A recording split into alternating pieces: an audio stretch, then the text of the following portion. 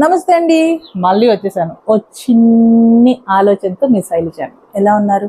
అందరూ బాగున్నారు అనుకుంటూ, అందరూ బాగుండాలని కోరుకుంటూ మొదలు పెట్టేస్తున్నాను. రథసప్తమి గురించి చెప్తానని చెప్పాను. కంటిన్యూ చేస్తున్నాను. కోర్స్ ఈ ఇయర్ రథసప్తమి అయిపోయింది. బట్ స్టిల్ వస్తుంది కదా, చెప్తాను. కానీ అది కూడా ఎందుకు లేట్గా చెప్తున్నానో మీకు అర్థమవుతుంది. ఓకే, రథసప్తమి అనే పేరు ఇంకొక రథసప్తమికి చాలా పేర్లు ఉన్నాయి. అది ఏమిటి అంటే, ఒకటి టంగ్ ట్విస్టర్ లాంటి పేరు. ట్రై చేస్తాను. వైవస్వత్ మన్ మాంతరము, వైవస్వత మను మాంతరము అని అంటారంట. ఇది కొంచెం టంగ్ ట్విస్టర్ లాగా ఉంది కాబట్టి వాడుకలో లేదనుకుంటా, ఇప్పుడు అంతగా వాడరు. కానీ ఈ పేరు కూడా ఒకటి ఉందన్నమాట ఈ పండక్కి. దీన్ని మాఘ సప్తమి అంటారు. మాఘమాసంలో వచ్చే 7వ రోజు రథసప్తమి వస్తుంది, అందుకని మాఘ సప్తమి అంటారు. అండ్ ఈరోజు సూర్యుడు పుట్టినరోజు, సూర్య జయంతి, అందుకని సూర్య జయంతి అని అంటారు. ఎవరికి పుట్టారు అంటే, కశ్యప్ ముని అను అతిథికి పుట్టిన పుత్రుడు సూర్యుడు. ఓకే, ఈయన వాహనం తెలుసు కదా, రథం. ఆ రథానికి ఏకచక్రం ఉంటుందంట, ఒకే ఒక చక్రం ఉంటుంది. ఆ చక్రాన్ని లాగేది, నడిపేది రథసారథి పేరు అరుణ. ఆయన గరుడు, విష్ణుమూర్తి రథం ఉంటుంది కదా వాహనం, ఆ గరుడి పెద్ద అన్న అరుణ. అరుణని అనూర అని కూడా అంటారట. ఈయన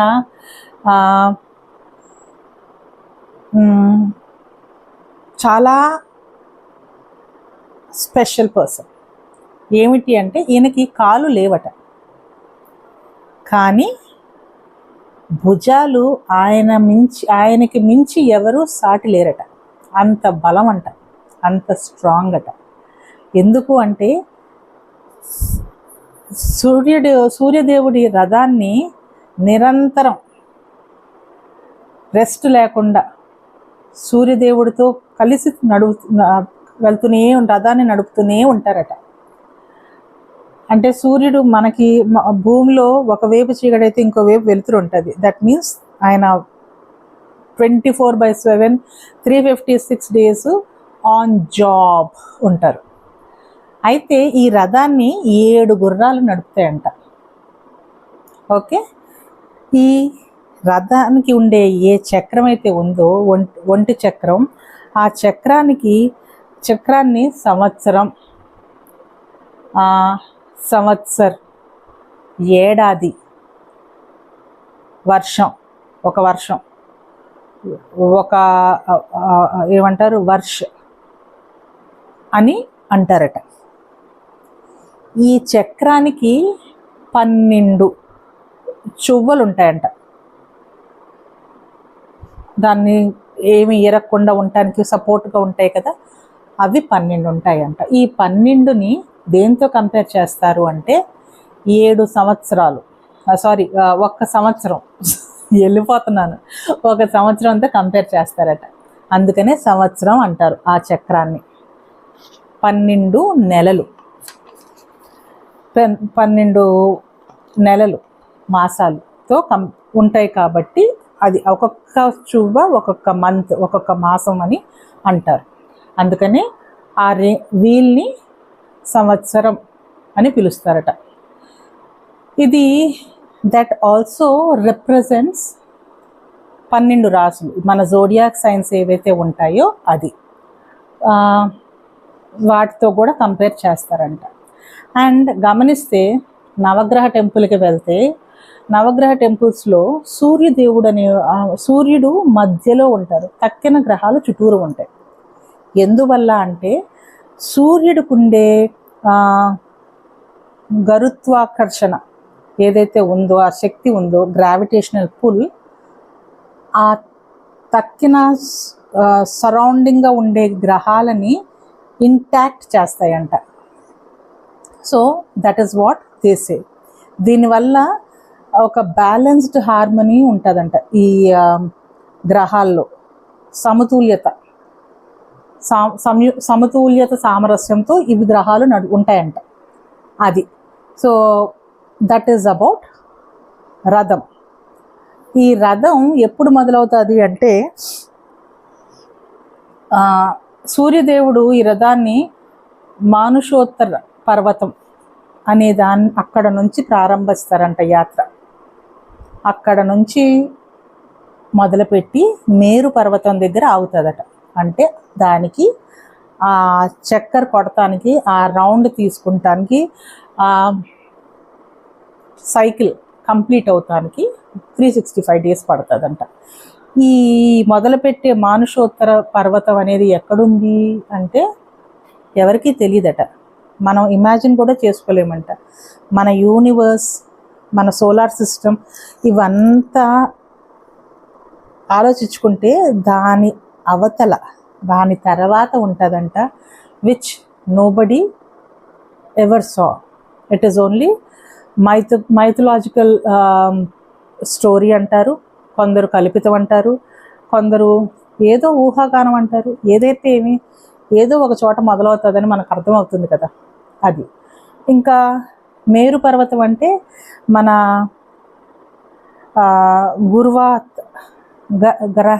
గ్రహ్వాల్ Himalayan region which is in the Uttarakhand, హిమాలయాల దగ్గర ఆగుతుందంట.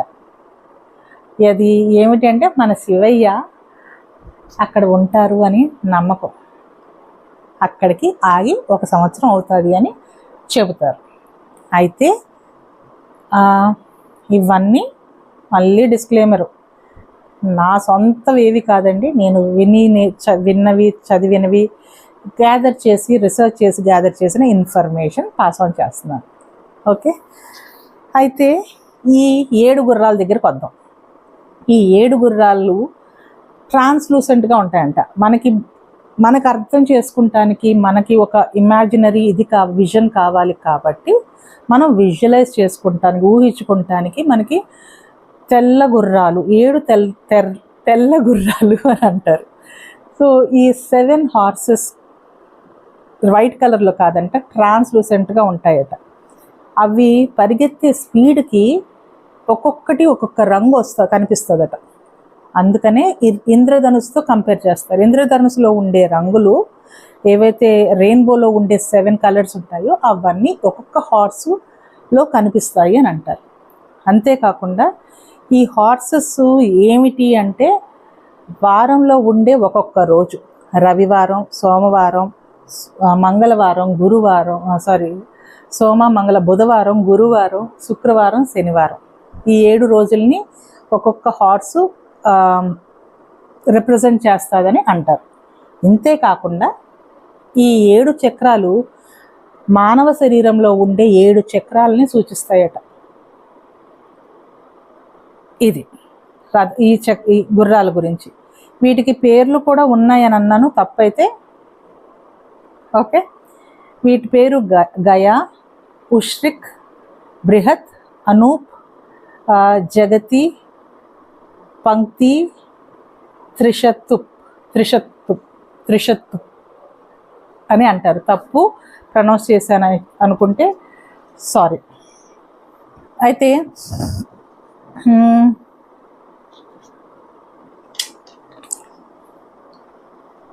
ఏమిటి ఈరోజు అసలు ఏమవుతుంది అంటే, ఈరోజు అంటే మనం వింటర్ నుంచి సమ్మర్కి ఇలా వస్తున్నాం. అందుకని ఈ సమ్మర్ ఇదవుతున్నప్పుడు ఏమవుతుంది అంటే టెంపరేచర్స్ పెరుగుతాయి. టెంపరేచర్ పెరిగినప్పుడు, ఎందుకంటే లాస్ట్ దీంట్లో చెప్పాను, సూర్యుడు కూడా డైరెక్షన్ మారుతారు కాబట్టి టెంపరేచర్స్ పెరుగుతాయి. చలి నుంచి వేడికి వస్తూ ఉంటాం. అందువల్ల ఇప్పుడు దాకా వచ్చే ఏవైతే ఉన్నాయో, మనం చలికి దుప్పట్లు కప్పేసుకొని, ఫ్యాన్లు ఆఫ్ చేసేసుకొని, స్వెటర్లు వేసేసుకొని, హీటర్లు వేసుకొని వణికిపోతే గజ ఉంటాం కదా ఇళ్లలో. కానీ బయటికైతే వెళ్ళాలి. ఇప్పుడు ఏమిటంటే ఫ్యాన్లు, ఏసీలు, సన్బ్లాక్లు, సన్స్క్రీన్లు వగేరా వగేరా వగేరా అన్నీ వేసేసుకొని మనం బయటికి వెళ్ళాలి.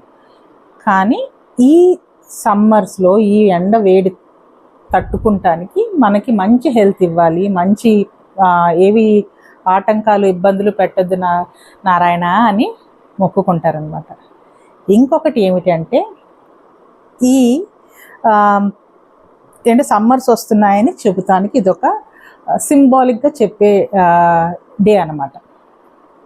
ఇప్పటిదాకా రైతులు ఎవరైతే సంక్రాంతి టైంకి కోతలు కోసి పంటలు అంత వరి అంతా అమ్ముకొని పండగ చేసుకొని జల్సాగా ఉండి చాలా రిలాక్స్ అయ్యి హ్యాపీ మూడ్లో ఉంటారో వాళ్ళకి ఏమిటి అంటే బయలుదేరండి, ఇంకా మొదలెట్టండి కొత్త అగ్రికల్చరల్ సైకిల్ అని చెప్తానికి అనమాట.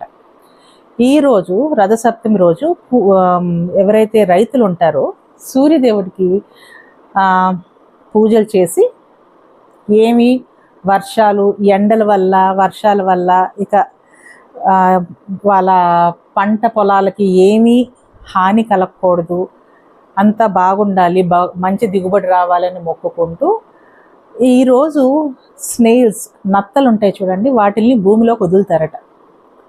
ఏమి చేస్తాయి ఈ నత్తలు అంటే భూమి లోపలికి వెళ్ళిపోయి వాటి వేస్ట్ని అంతా ఇచ్చేసి దాంట్లో ఉండే చెత్త ఏదైతే ఉంటుందో అంతా తినేసి భూమిని ఫర్టైల్గా చేస్తుందంట. నెక్స్ట్ అగ్రికల్చరల్ సైకిల్కి రెడీ చేస్తుంది. సో ఇక ఇప్పటి నుంచి the land will be ready for new agricultural cycle. So ఇదొకటి. తర్వాత ఈరోజు ఏమిటి అంటే ఈ రథసప్తమికి ఒకలాంటి పూజ, ఒక పూజా విధానం ఉంటుంది. ఇది అందరూ ఫాలో అవుతారు. ఇప్పటి నుంచి కాదు, పురాతనపు నుంచి, long ago, so long ago, very long ago, nobody knows how long ago, అప్పటి నుంచి అనమాట. ఈ పూజకి స్నానాలు చాలా ఏమంటారు, చాలా ఇంపార్టెంట్, చాలా కొన్ని సముద్ర స్నానాలు కానీ, వాగు స్నానాలు కానీ, నదీ స్నానాలు కానీ చాలా మంచిది. ఎందువల్ల అంటే మీకు చెప్పాను చూసారా, సమ్మర్ కాబట్టి వింటర్ నుంచి మనం ఎండలోకి వస్తున్నాం. సో ఏదైతే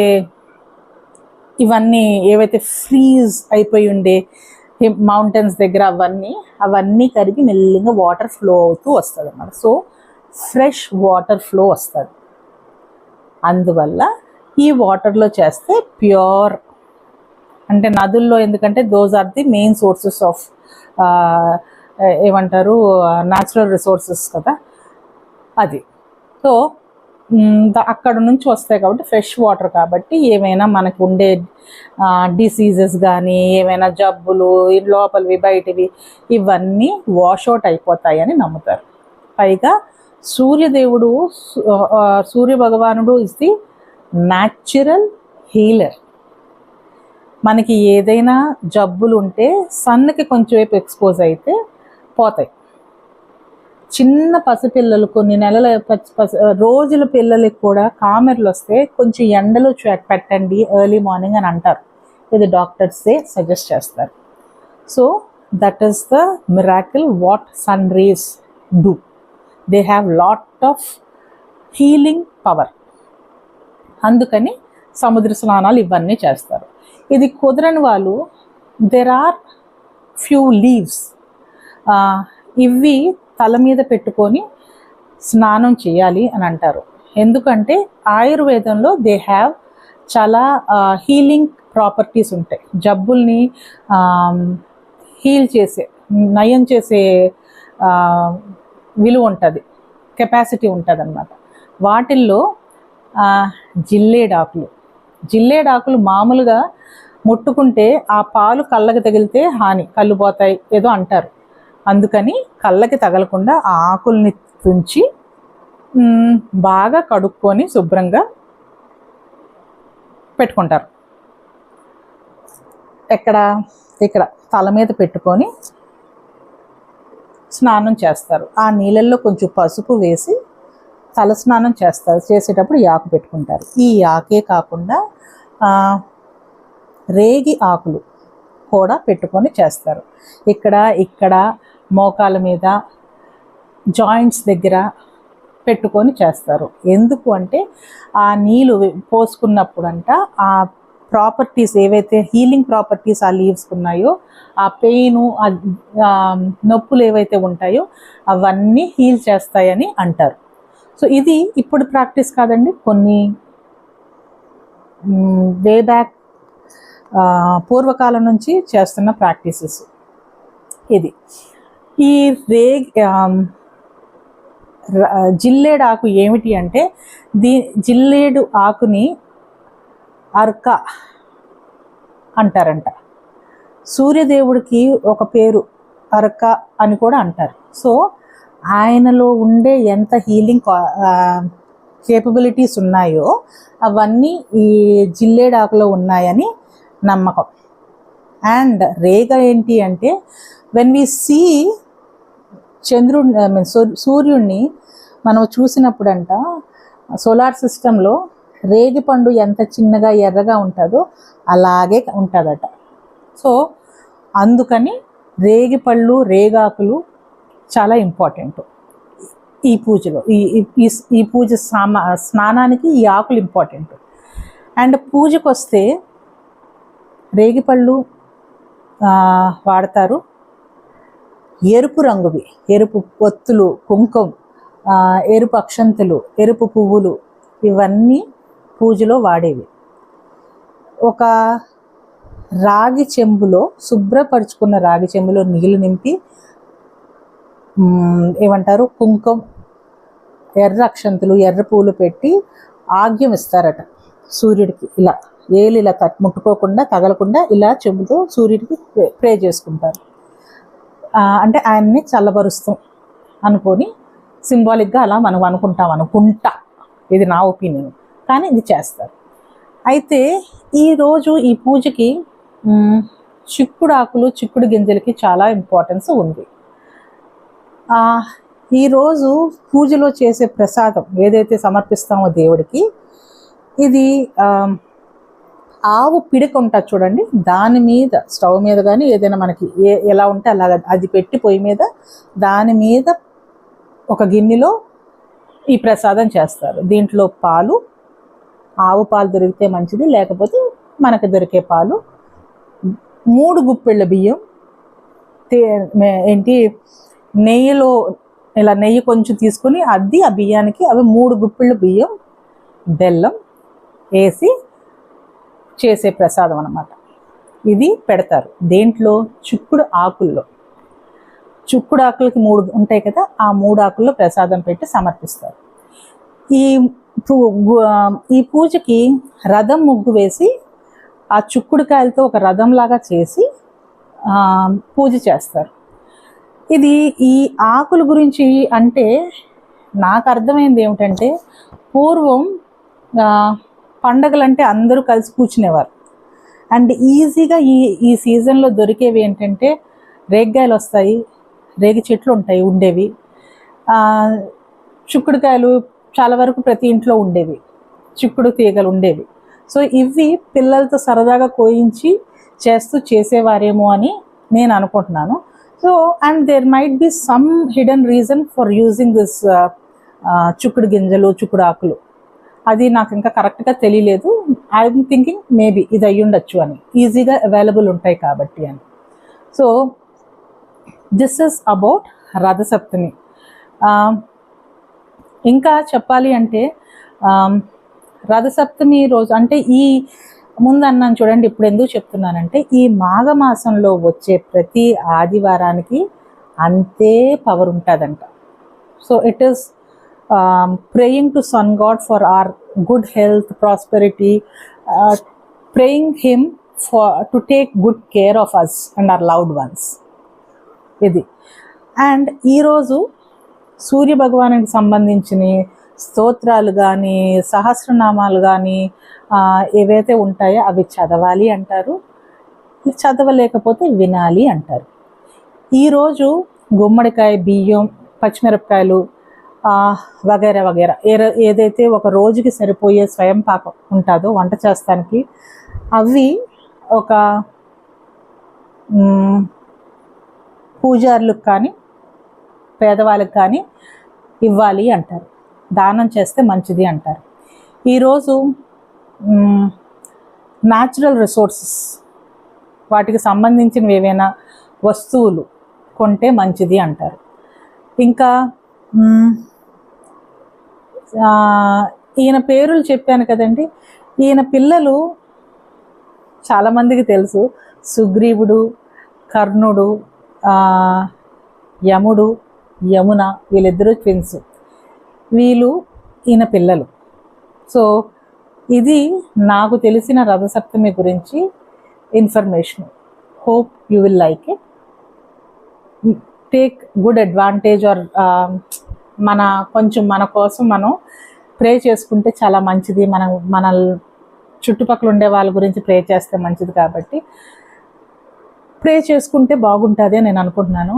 అండ్ ఇంకా చెప్పాలి అంటే మన బాడీకి కొంచెం వైటమిన్ డి బాగా దొరుకుతుంది. అందుకని మరీ పొద్దెక్కిపోయేంతవరకు మిట్ట మధ్యాహ్నం వెళ్ళదు, కానీ 11 లోపల అలాగా చేసుకుంటే కొంచెంసేపు ఎండలో ఉంటారు మీరు. అది ఉంటానండి.